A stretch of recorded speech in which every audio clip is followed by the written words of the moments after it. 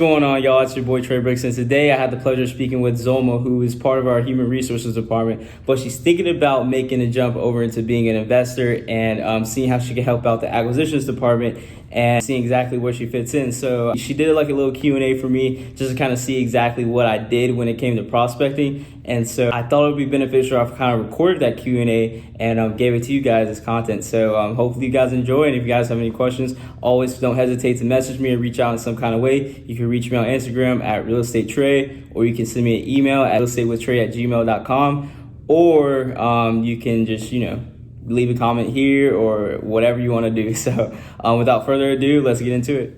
All right. So how do you get someone to sell their house to you when you call, like, on the phone? So basically, like I said, when you're talking to someone on the phone, there's two. Basically, what you're trying to gauge is if they have equity and if they're motivated to sell. So obviously, someone can want to sell their house, but they're not going to always want to sell it at a discount because we're investors, so we have to get the property at a discount.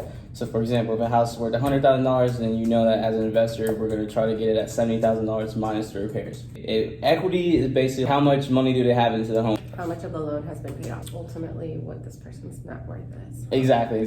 With equity, you determine equity before you call them, or is this something you discover when you call them? It's pretty much you discover it when you call them, because like you can never tell like how much someone will owe on their property, but you can kind of like there will be indicators that will show you how much equity that they might have. So let's just say, for example, if they bought the house 10 years ago, then you can say, okay, well, they've been paying on this loan for 10 years, so they should have maybe about this much equity in their property. Okay.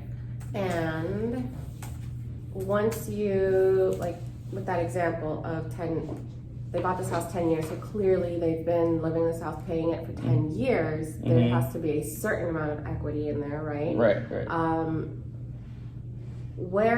So would we be paying what's left on the loan, or would we pay what do you do with that information? So basically you're trying to figure out if they have the means to sell the property, and then if they have the means to sell at a discount. So let's just say, for example, you can want to sell your house and say, yeah, you can want to sell your house, but that doesn't mean that you can sell your house at a discount, because you might have liens or your mortgage might be on the property. So you can be really motivated to sell your house. Like, let's say, for example, you're getting foreclosed on next week, but your house is worth $100,000, you owe $98,000. Yeah, you might want to desperately sell your house, but you can't because, well, you can't sell it to us because you don't have enough equity built into the property.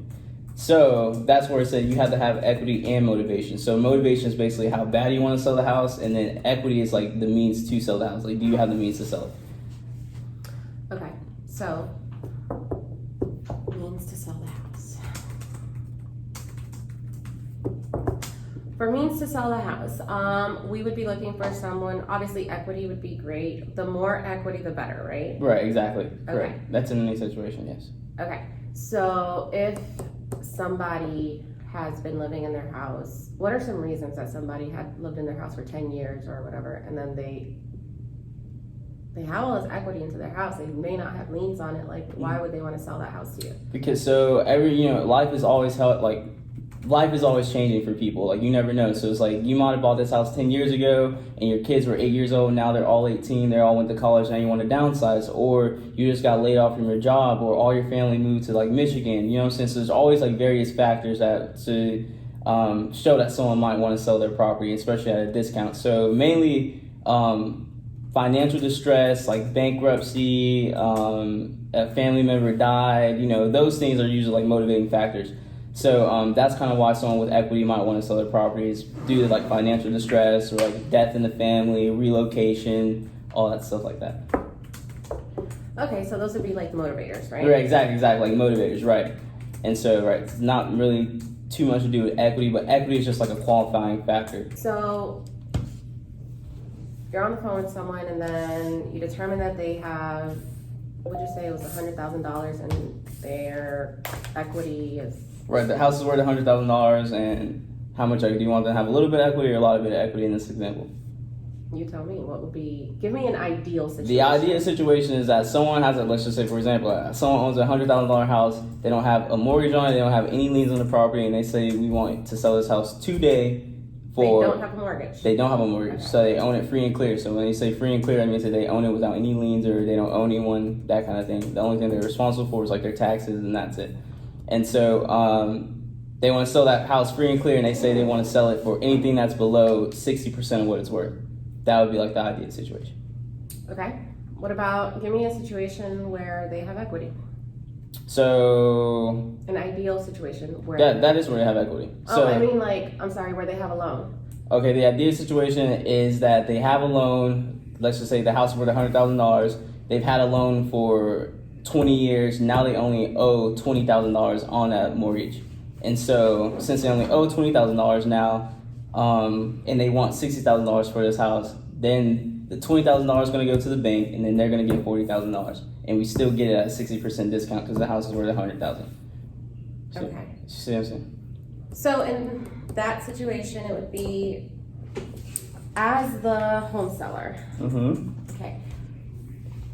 I have paid $40,000 into the home, right? At this point, $80,000, and so now you have $20,000 left. That's left on the loan. Right. So we would pay what for the house? Let's say, for example, we pay $60,000 for the house. So that puts $40,000 in your pocket, and then $20,000 to the bank. But they've paid $80,000 over the course of their loan, right? But that just because they pay that over the course of their loan doesn't mean like that's necessarily like what they can get for it. That means that's the amount of equity. So that the difference between that $100,000 and that $20,000 is their amount of equity in it. So the $60,000, so they have $80,000 worth of equity, right? Because they owe $20,000 to the bank. So that's how much you have to work with in that deal. So if someone has, they only owe $20,000 and you have an $80,000 range to work with, and you say, okay, Mr. Seller, like, you want to sell this house, like, let's say, for example, they start off and like, I want to sell this house at $90,000, but you only know they owe $20,000, so they have all this room to negotiate. See what I'm saying? So this is where like your negotiation skills come into play, because now you can like negotiate them down and get a more favorable price. See what I'm saying? But whereas if someone that didn't have any equity, they wouldn't even have any power to negotiate because they owe that much money to the bank still. So even if they wanted to sell it for less than what they owed, then they can't because they still owe that amount to the bank. Okay. Do you get what I'm saying? I feel like we're kind of like jumping around, but like, well, no, I was just trying to understand, like, think of me this way. Like, I have no clue. Oh yeah, you're right. Like, I am a blank canvas, and I need you to like paint the picture. You're right, okay. So, right. That's why you're probably like, how do you not get this? Like, I need you to like, I'm in kindergarten right now. Got it. Perfect. Okay, got it. Okay. So what I was asking was, with equity, like with whatever ideal situation, if they owed like $20,000 to the bank, but they paid off $80,000 worth of their loan, so now they only owe $20,000. We would offer them. You said we would want to offer them. Well, we would first determine the value of the home, right? Right. So yeah. So this is the value formula.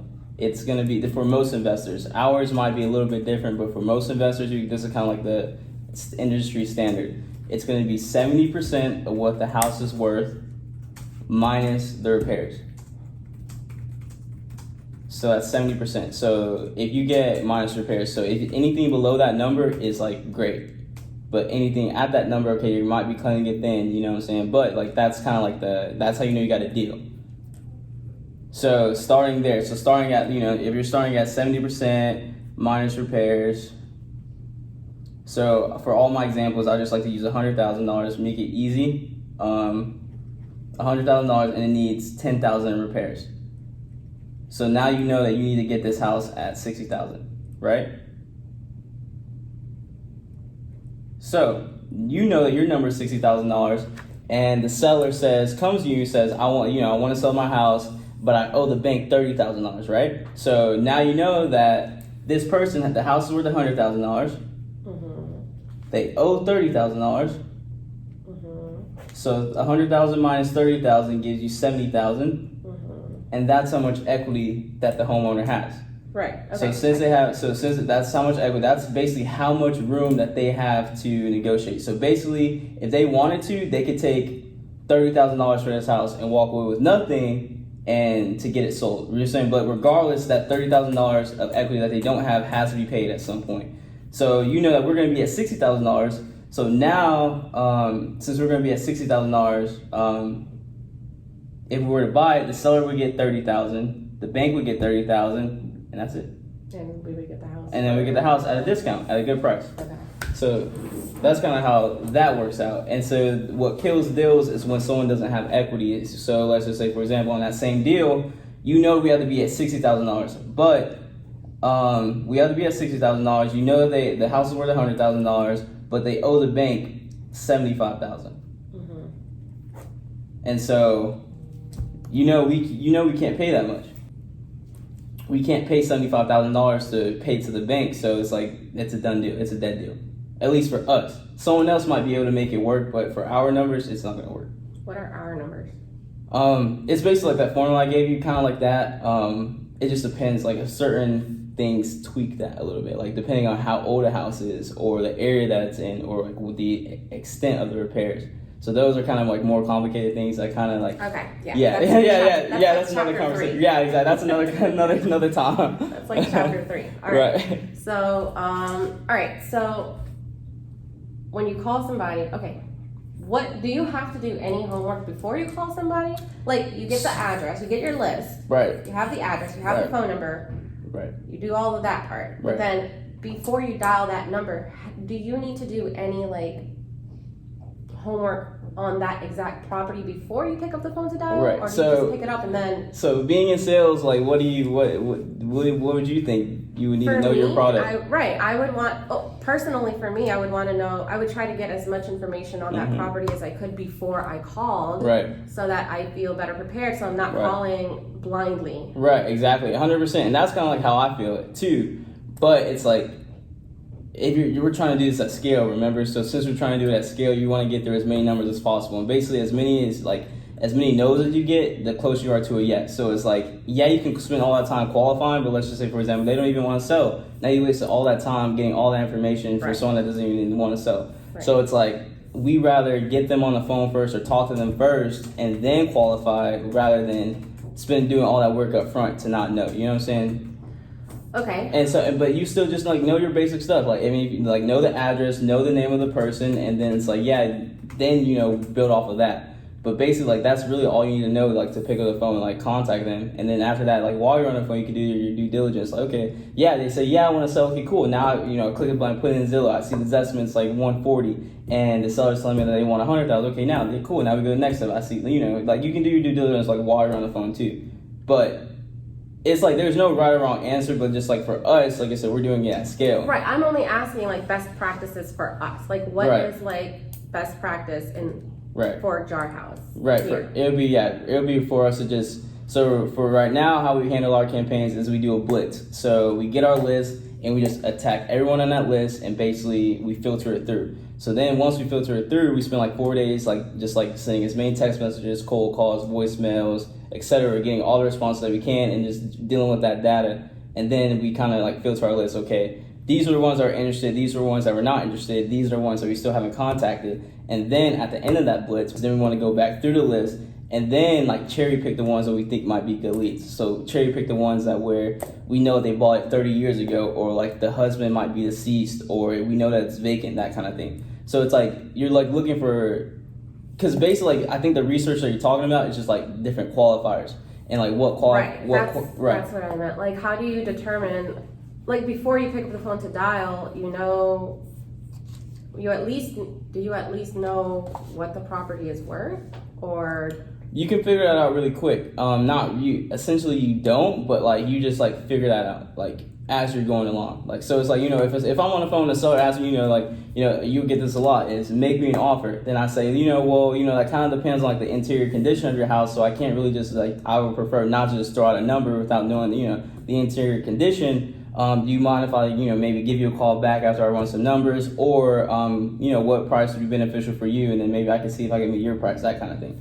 So, but a lot of people, it's like a known fact that, whoever throws out the number first loses. So a lot of people kind of play hardball and don't want to throw out a number first. And of course, we don't want to throw out a number first to offend them too. So that's like an objection that I have to go through that I still don't know like the 100% best way to handle it. How do you deal with once you've got them on the phone Mm-hmm. and what's the first question? Do you have a checklist, by the way? Like when you're on the phone, is there like a process? Like if yes, then this. Yeah, if yeah. No, then this. Right, exactly. Shit. I mean, there definitely should be, but it's like I do it so much, like I just go through it. It's like go through the motion. But I definitely would be better if I did like a checklist. So, but basically, like my first thing is like, hey, Mr. and Mrs. Hey, Zulma, my name is Trey Brooks with Jar House. I was just reaching out to you in regard to 133 Main Street. Just wanted to know really quick if it benefit you to sell that property by chance. Okay. Then if yes, yes, we move on. If no, then no, we hang up and move on. So if yes, okay, cool.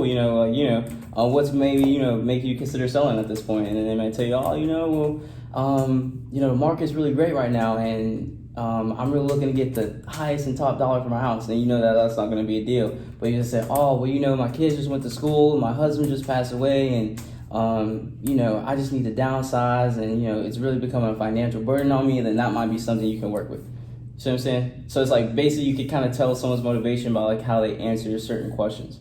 So if somebody tells you no, do you not dig deeper, or is that where that I is? should. That's what I'm saying. Like I should dig deeper, but when someone tells me no, I just move on because I have so many others to get through. So if I have a list of 1,700 people, and they tell me no, we're not trying to focus on converting the hard no's. We're trying to focus on converting the ones that are like yes or maybe. You know what I'm saying? So it's like the hard no's. Yeah, we might put them on a follow-up campaign, but like we don't like. That's not where our time or energy goes to. Because especially with the auction list, like for probate, yeah, we might follow up with them or just stop there. But like for auction campaigns, like it's just like we only have 3 weeks to basically, or 2 weeks basically to like tap out this list before it's like dead because obviously they're going to auction. So, like I said, you can use different like strategies depending on the type of list. See what I'm saying? Because each list has its own different motivator. Exactly. Every motivator can be handled differently. Exactly. So yeah, exactly. So like for a probate list, then you have more time to like work and nurture that lead. Whereas with an auction list, you have to hit them like fast and hard to get them to like pick up the phone, or, like meet with you or whatever, in order to buy that house before that deadline, which is the auction date. And then like I said, with the probate list, for example, then you can like say, okay, you can reach out one time during this week, and then or like send mailers, you know what I'm saying? So and like reach out to them like over time.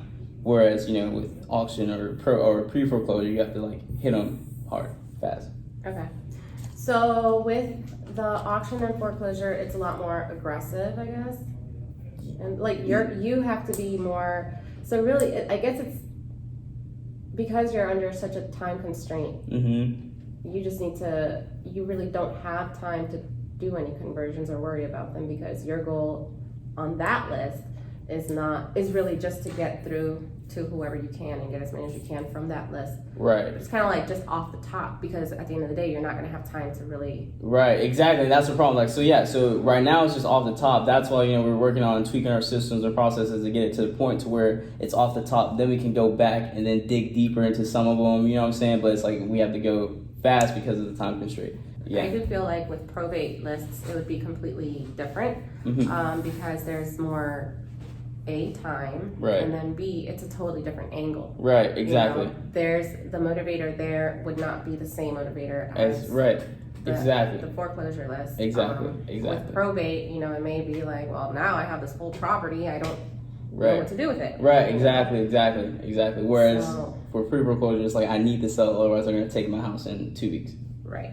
So yeah, like it is different methods. Okay. Got it. So I guess at this point, it would be more, I guess it really just depends. Like I would probably then ask more questions that are specific to that particular list. I wouldn't, because it's like, it's all the same, but like that's the only thing they had to tweak is maybe your approach or your campaign during the, what do you call it? you know what I'm saying, you have to tweak your approach or your campaign for each list, but beyond that, like, the fundamentals are all like the same throughout. So it's all still like basically like you're trying to contact as many people as possible. You're still trying to contact them as fast as possible because there's going to be competition with the probate. You know, other investors are always going to be marketing to them too, so you want to be the first one. So what I say, as soon as possible, as quick as possible. You're still going to be using the same method, like the text message, the voicemail, the phone calls, you know, sending mailers and stuff like that, but your message might be different. So, you know, for example, with auction, we reach out and say, hey, would it benefit you to sell your property? We can either offer you a few months in the property to live there for free, as opposed to with a probate, you know, like, hey, we know that you're going through a tough time right now. Would it benefit you to sell? You know what I'm saying? Like, it's just different approaches. Like, something that might be a good benefit for someone that's going through pre-foreclosure is an opportunity to live in the property. And then someone that might be a good benefit for someone that's going through probate is that they, maybe we don't require them to like move out all of the stuff. Like, we'll take it as it is without them having to clean it out or doing repairs, that kind of thing, you know? So just like knowing like who you're talking to and like what might benefit them for their situation. Okay. So that I feel like that part, like once we get to that point of like, you know, selling or like the first portion of the conversation, which would be, you know, would it benefit you to sell your house, you know, things like that. And then those initial questions, I think. So then I think that for me, it would be understanding like the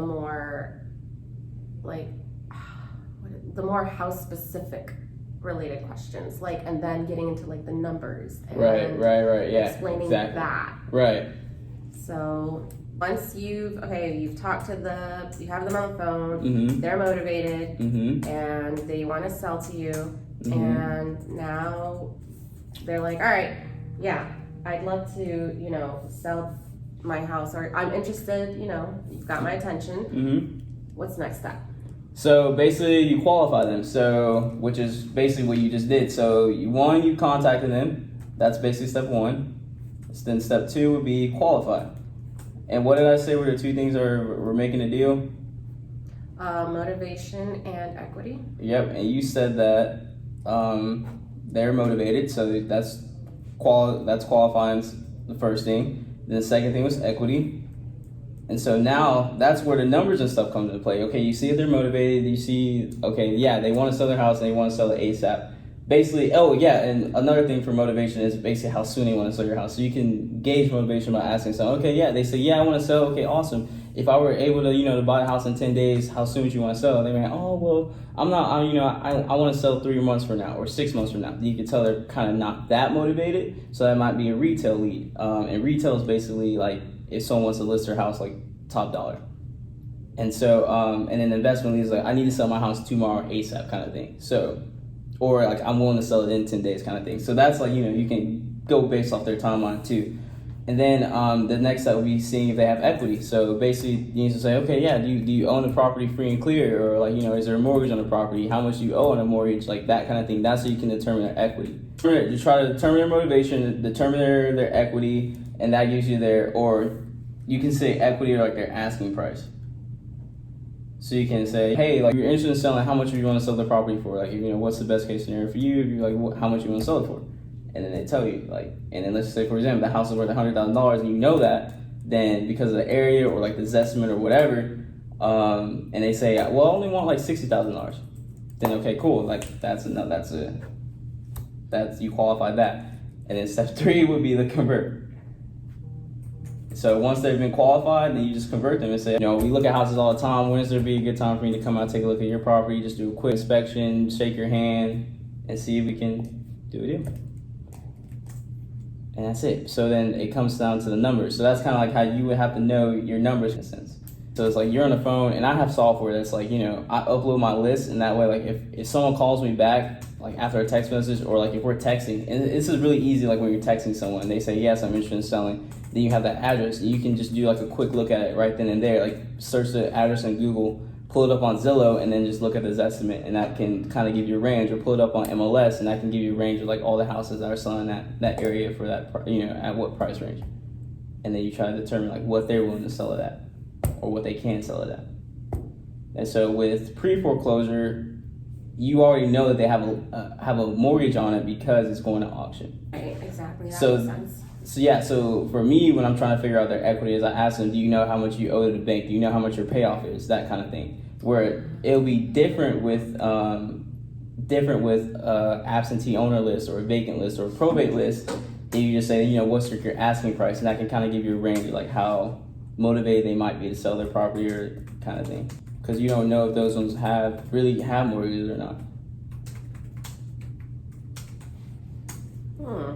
Interesting. I think I'm going to become friends with people who work at mortgage companies. Oh yeah, definitely. Yeah. Okay, so with convert, what was that now? That was when you convert. That's basically like you try to get in front of them. So if you establish that they have equity and motivation, that's when you try to convert this and try to get the appointment or try to like basically move to the next step to like get the deal done. So then like once you're at the appointment, that's when you're trying to push to actually get the deal closed. So it's like you try to get under contract while you're there face to face with the decision maker, with the person. So convert like, hey, you know, like when's a good time? Like, you know, I would love to move forward on this. When's a good time for me to come out and take a look at the property? I'd love to shake your hand, meet you, whatever. See what we can work out. Get out there, you meet them, build rapport. Like, obviously you're a nice person. Like, you know, I like to walk through the house. And it's like, I'm a people person. Like, I actually like people. So it's like, you know, you're in the house, and I went to go see a house 2 days ago, bro, and we bonded over the fact that her toilet water was blue. So it's like you gotta like just like look at like the different quirks like that. You know, build rapport with a person. You build rapport with them while you're there. People do business with people that they like while you're there. You know, you push for the close, and that's it. Like, and you do all your research before you go out there and like, look, like I need to be at this price. And sometimes you can't really know for a fact like what price you need to be at because you don't know the condition of the house. But like as you're out there, you say, okay, I know this is gonna need like $30,000 in repairs. This definitely works at this price. So.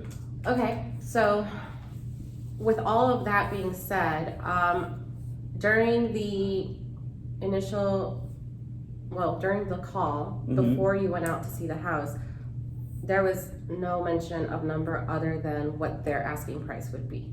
Right, that's what they're like. You can't really tell them, okay, I'll be able to meet you at this number based on the fact that you owe this and that, because we still have to determine if the property is in good condition. Right. All that stuff. Right. So, and this is I kind of skip stuff because, like I said, I do this so much on so many houses that like I can kind of tell. You know what I'm saying? So it's like, you know, we buy most of our houses at auction without even seeing the inside of them because like we're just good. Like once you like look at so many houses, like you can kind of like determine like what ballpark you need to be in. You know what I'm saying? So it's like at first, like yeah, you're gonna have to like ask all those questions. Okay, like look, you know, how's the condition of the roof? How, you know, can you verify the square footage? Like how many bed and baths? Like that's basically like getting your property information report. But like for me, straight to the point, I need to know the information I need to know, which is basically the two things: equity and motivation. And then the property condition I can figure out later, and I can figure out like, you know, while I'm at the appointment, and I can like I'm so good at running my numbers, I know like what price we need to be at based off of like, you know, like I can eyeball a repair. You know what I'm saying? Oh, okay. So I can eyeball that now, whereas at first I couldn't. So it's like I can look at the outside of a house and tell, okay, this might need this much in repairs. You know what I'm saying? So it's like you kind of get to that point, but like before that point, then yeah, you might want to ask, okay, you know, can you verify the square footage for me? How many bed and baths? Like, you know, what are repairs needed? How old is the roof? How old is the AC unit? Those are all like things that you might need to know. But like I said, for me, like I can tell that and I kind of figure that out as I'm at the property, rather than doing it all on the initial call. Oh, but I might say, you know, what kind of if I think it's close or something like that, I might say, you know, what kind of conditions of property, and you do want to say, you can ask them like that, just and they say on a scale of 10, like, you know, what kind of. Would that be part of like the qualifying? Yeah, exactly. Yeah, that would definitely be part. Yeah, you can do property condition for qualified. And then there would be I'm only asking, and I guess like kind of I'm asking. Mm-hmm. So even then, with all of the data that they're able to provide, with all of these qualifying factors, I would not once mention like price, but we can give ballpark. Yeah, so like I said, I hate throwing out a number first. I try to get them to throw out a number first, but if you do have to throw out a number first, then like you can, I would give a ballpark, and just basically just say like, you know, like I don't know the condition of the property, I haven't been inside it, but this is kind of like just based off comparable houses, this would probably be the range they were in, kind of thing. But yeah, I hate giving out numbers first. Do you ever get spam calls? Yeah, I get like a all the shit time. ton. Yeah, all the time. Okay, that's cool. All right. Kind of want to like see this in action. Listen, but so this is how we're doing it right now. So obviously, like cold calling is like it takes like a shit ton of time, right? So the call like 1,500 people. So basically, what we do now is we try to get as many. Basically, this is like the gist of This is the gist of each marketing campaign that you do. And we call these campaigns is when you're marketing to a list. So like, let's say we got our pre-foreclosure list, right?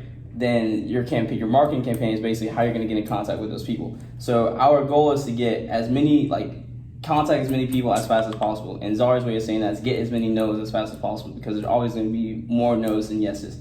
So just say contact as many people as possible.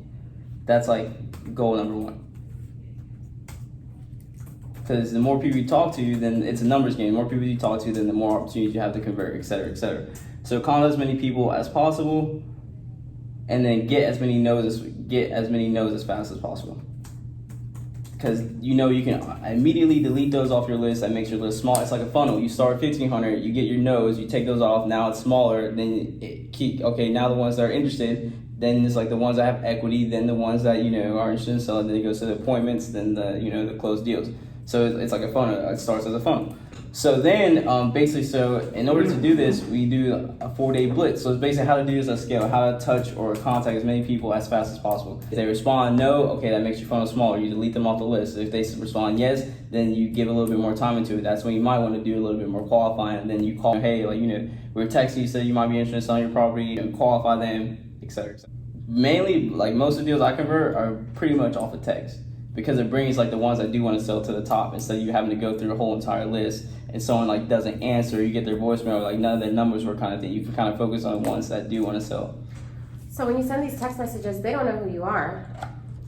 No, you don't. They don't. So it doesn't mean anything though. No, I was just... Even when you call them, they don't know who you are. No, I know, but that's what I'm saying. I'm like, wait, well...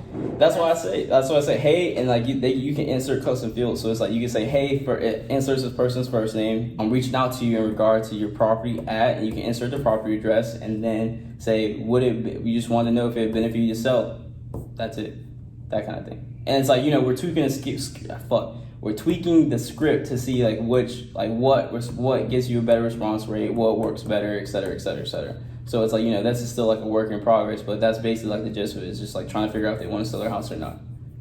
And then some people respond yes, some people respond not interested, some people respond wrong numbers, some people respond make me an offer, some people respond give you the whole scoop. It just it's just a very fast way to doing it, because you send out 600 text messages and you have 300. So it's like a mass text. Yeah, it's like a mass text, right? Exactly. You can send out as many as you want to, but it's you're doing it at a mass time. So it's you just have an influx of leads coming in, or people qualifications coming in. You know what I'm saying? To your phone. Yeah, no, to a system. Oh. Okay. So text messages come back to a system. If they call, die. Yeah, no, but people really call you. The calls come directly to your phone. But then, most people just respond to text. And it's you can immediately get rid of the bullshit with just the people that say no, or they're not interested, et cetera. And then you focus on ones that say, yes, I do want to sell. Okay. Cool. All right. I think I'm good for right now. Okay. I will have more questions for you later. I think I'm going to process and kind of dissect all these notes that I took and... Yeah, and then next time we can go over how to analyze a property or something like that, Yeah. Because that's, right. I think that's what you... Right, but first I did want to understand, the overview of this. Right. And then little by little, I'm sure I'm going to need to get into, the trenches of this entire process. Right. The details of it. Right, yeah, so... Okay, awesome. Well, good job. Thanks. Did that help? Yes.